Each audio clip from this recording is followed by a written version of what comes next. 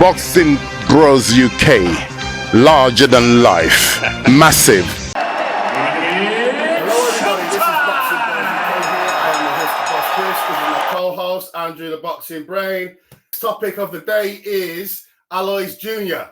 and his fight against the real deal Jameson, a local Scottish fighter who he's supposed to be okay, but he got knocked out by, I think it was Chev Clark or Lawal in round one on his debut, I think. Is that right? Yeah, something like that. Yeah, something along those lines. It was for the Commonwealth title. He looked good in there. He looked a bit more sharper, cut the ring off a bit better. It was one of his best performances. Obviously, it was in there against a guy who isn't not regarded as the best guy with the best chin. Because if you get knocked out in round one, whew, on your debut, on your first fight, it's not a good look. Because you can lose on your first fight, but to get knocked out round one, generally, Aloys lost on his first fight, didn't he? Interestingly, who did?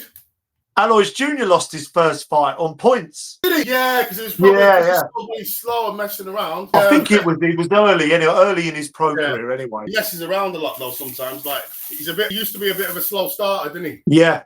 So them 4-rounders are no good for slow starters, are they? But he made the kind of key interesting story to come out of this is that he's very prematurely calling out Viddal Ridley, the recently acquired British champion, or recently crowned, should I say, British champion. I mean, I don't know if he's saying that. He must be saying that for clout. Does he actually think he gets in there now at 21 and barely double figures in pro fight? How many pro fights Aloys had? 9, 10? I don't know. Mind you, Viddal Riley's only had 13, 14. So, I don't know. Like, I personally, like, we like him. We've interviewed him before. In fact, our interview with him is going to be added onto the end of this video, actually. I'll do that. So, we do like him. He's a charismatic guy. But what I don't think he's ready for Viddal Riley, and I just think, but he might believe it because. But on the other hand, if you've got the Commonwealth belt, then you better be ready to unify with the British champion, because that's generally how it goes. Like what Southern area, English title, Commonwealth title, British title. So because he's got the Commonwealth belt now, he has to kind of unify with him, or vacate it if he doesn't want to. So he's kind of in a position where he has to act like that, for me. I think if that fight was to happen anytime soon, I've looked at Aloys. I like Aloys. I enjoyed the interview with him. I thought he was brilliant in that presser we was at. I think he comes across where he's got that sort of Anthony Yardness about him. He's a good-looking kid. Great shape, great body. Punches hard. He's passionate. You can't fault the lad. But if I was to kind of just my general breakdown of that fight, I think his feet would be too slow. I don't think he'd be quick enough. I think he'd be beaten to the punt. I think Viddal Riley would box his head off. That would be a wide points decision to Viddal Riley if he got in there any time. I think he still needs to develop for a few years under Ben Davison. I would strongly advise against that, but that's just my opinion. Yeah, so would I. I think he needs to learn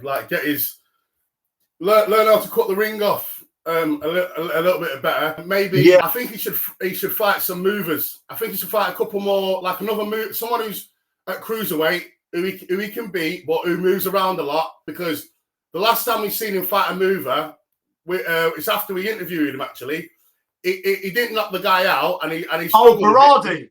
Yeah, that guy made him look really bad. And he's not even close to Viddal Riley's skills. So, and he bloody told me to put my house and all my money on him getting a knockout. Money on it as well for the KO. Like, just as well I didn't put all my money on him getting the KO. I'd have been fucking livid. Yeah, check the Alex Jr. Interview out that we did with him a while back. It's only 2 minutes long. Check it out after this video. It'll be on one of the cards. Yeah. He's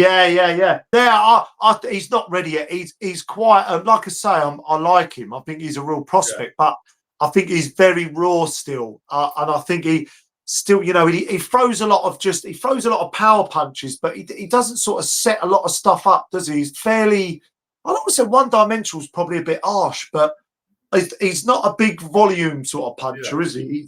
He does like to put a lot of mustard into his shots, doesn't he? I think he just maybe needs to be a bit cuter, and I think Yeah. he'll get that over time with Ben Davidson. I think. I hope.